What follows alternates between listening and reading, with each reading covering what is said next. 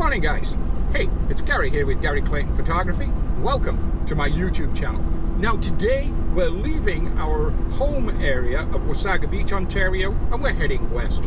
We're heading to Grey County, past the town of Collingwood, up into the hills, to the Beaver Valley and Grey County. It's exciting, it's interesting, we've been there before.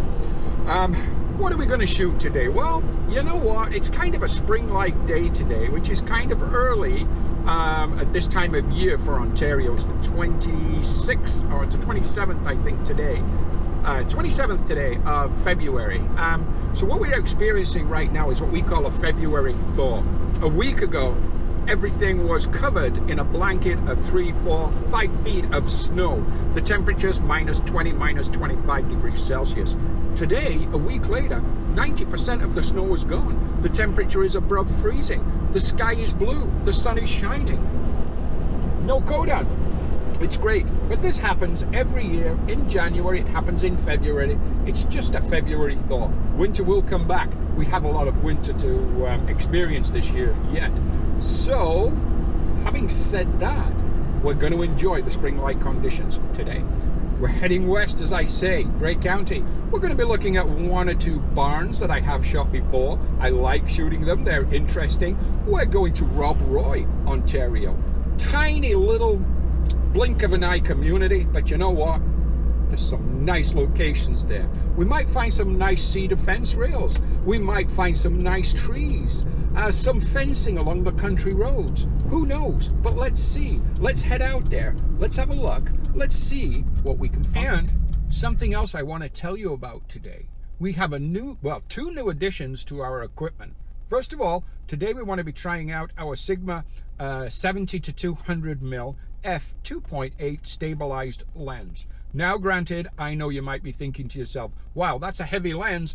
You're out there doing landscape quite often. There's a lot of hiking and so on involved. You would be right to think that, and yes, it is a heavy lens. A lot of guys are using the 70 to 200 non-stabilized f4, significantly lighter, but that lens for me also doubles up as a major player in my wedding photography, especially for inside the church, the service, this kind of thing. Hence the f2.8 and the stabilized. So you know what? We're going to make the best of both worlds with that lens. I'm going to have to sacrifice the fact that, yes, I'm going to have a little bit of weight to carry with me, but I only need 1 lens to cover those 2 areas. The second piece of equipment, I like to employ a drone in a lot of my YouTube videos. I like some aerial footage, especially when I can get that.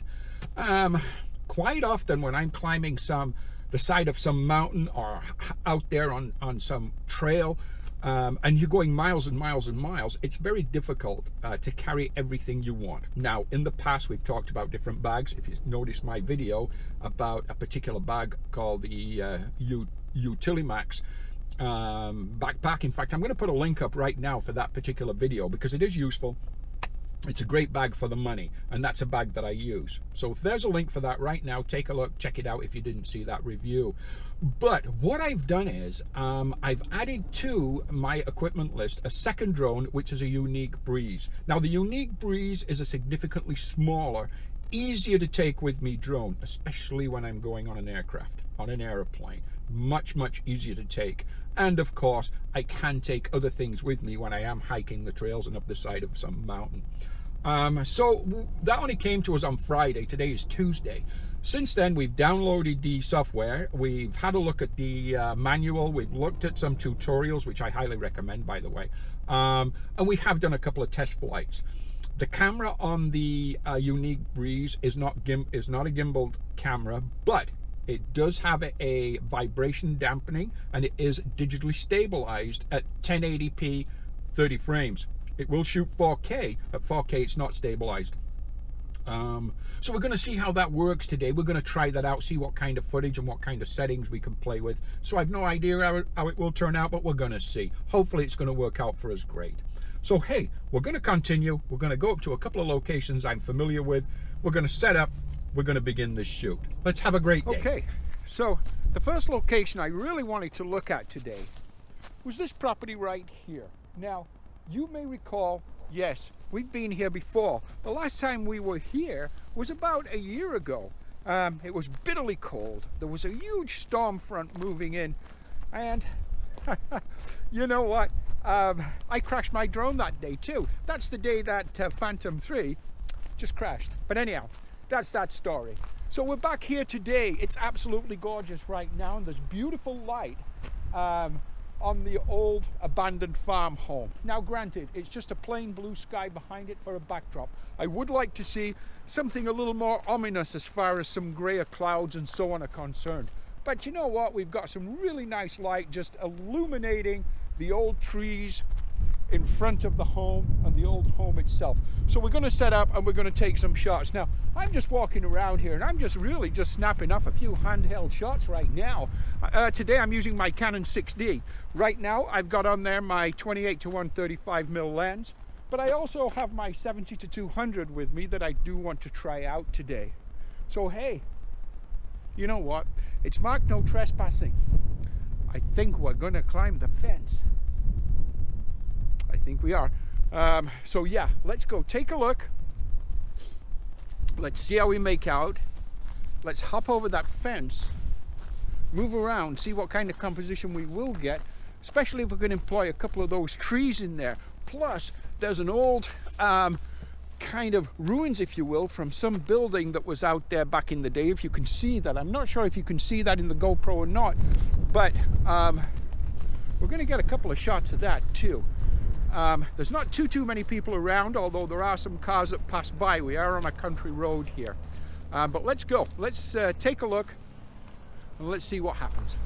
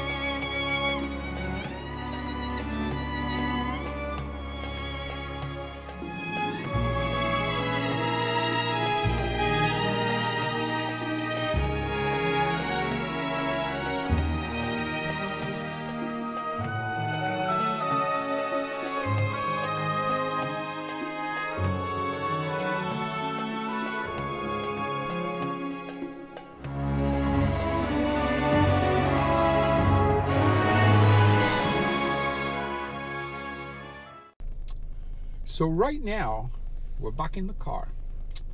We just came out of that property, out of the old abandoned farmhouse with the red roof and the old ruins to one side of it. And we did send up the drone there, by the way. Now today it's really windy here, quite strong winds. And I believe the Phantom 3 would have performed better in those winds than the breeze did. However, the breeze did fly. It did respond fine to my commands, although it was moving around quite a bit.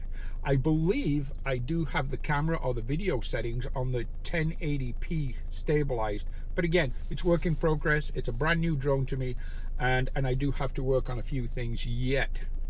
So we're going to see how that video turned out, and see what happens with that. We're going to try it again further down the road. We are going to head down to another location today, which is just further down this road, also in the area of Rob Roy, which again is in Grey County in central Ontario. Something else I'm doing or trying out is, with the Breeze, I only got one battery. I could purchase extra batteries, I know, but I do travel a lot. Next month, for instance, we are going to shoot again the Lake District, as you may know already, and the Yorkshire Dales, and I will be taking a drone with me. I've not decided if it'll be the Breeze yet, but I'm really hoping it will be. With that in mind, and only having the one battery, the unique Breeze company doesn't have a car battery charger for that particular battery. But what I do have is, I have a converter or an inverter, I'm not sure which you would call it, but it plugs into the cigarette lighter in my car, and it takes the 12 volts and generates 110 volts. And that's what we use here in Canada for our general electricity purposes. So I'm actually right now charging the unique battery from within my car really quite simply. So I wanted to test that and see what it's like for a totally depleted battery and charging it from the mains in your home. It takes about 45-50 minutes. I'm assuming this would take much longer, but still, it's an opportunity to try that system out. I like to get everything tested as much as I can before I get to destinations or actually get out in the field where I need to use it. So we're trying that out. We're trying the charging system, see how that works too. So hey, let's head on. Let's continue heading on down the road. Let's get to our next location. See what happens. It's great. Talk to you in a bit. Okay, now right here is actually a location that for me personally has been probably my most favorite barn shot that I took. And I took a shot of this property about 4 years ago, and I really enjoyed the image. In fact, it's sitting in on the wall in my living room right now, and I really do like it. If you can see again on the GoPro, it's just a country setting, a larger barn, a couple of small barns. I'm using my 6D. I've got my Sigma 70-200mm lens, and I'm just popping off a few handheld shots again. And we're going to see how that works out. I'm not setting up the tripod. I'm using a shutter speed of 1/200th of a second, f11, at a focal length of 140mm. Let's see how it turns out, and if we get anything at all, I will pop it up now. And I'll also, right now, pop up the same property, my favorite image. That will be the second one, assuming we've got one this time.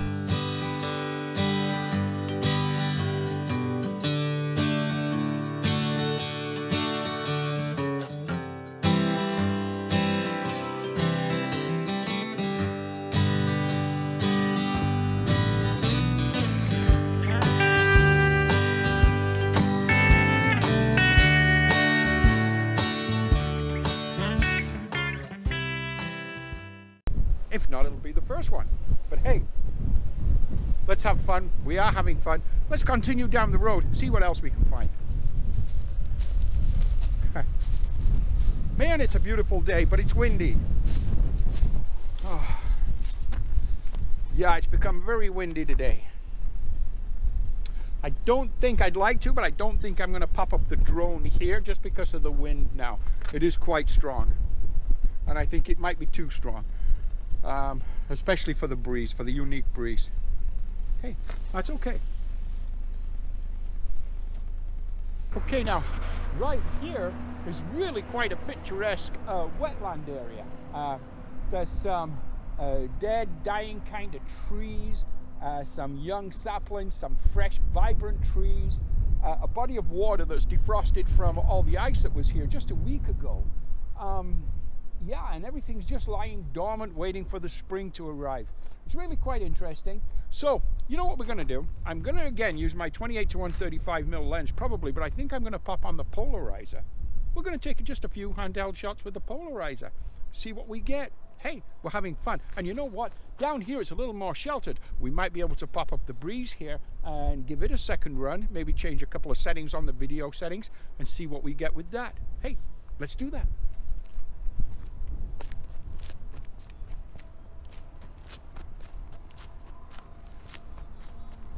Man, it's gorgeous out here. It really is. This is a surprising busy country road, but about 7 or 8 miles from here, and we've got another truck coming down the road now, but about 7 or 8 miles from here is a quarry. And that's a very busy quarry. It supplies a lot of the gravel and so on to a lot of the road construction areas around here. So it's a very busy location. And on this road, which really is just a country road, there's really no residents out here, but there's a lot of heavy truck, dump truck traffic because of that quarry. Yeah. Man, it's gorgeous. Okay, so we did put the polarizer on the 28-135mm lens, and we have taken a couple of shots. There is quite a little bit of glare on that water, and that polarizer will take care of that for us. Secondly, it will help it with a little vibrancy and saturation in the overall scene itself, especially with these greens, oranges, yellows of the reeds and the grass and so on below us here. Do keep in mind, when you use a polarizer, depending on the setting and how you adjust your polarizer for the intensity, you are going to lose between 1 and 2 stops of light. So keep that in mind when you're making your settings. Yeah, man, we're having fun. Okay, we're going to see if we can get the drone up here again and see what happens.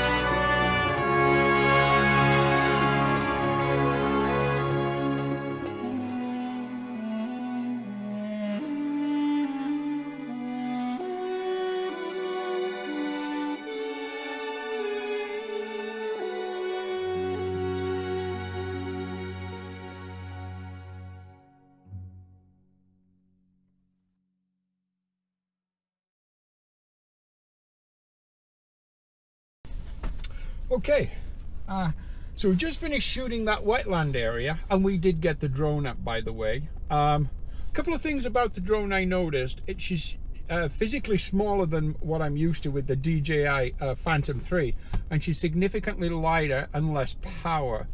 She flew fine, even in the wind. It was really quite windy. It is right now. The trees are bending pretty good.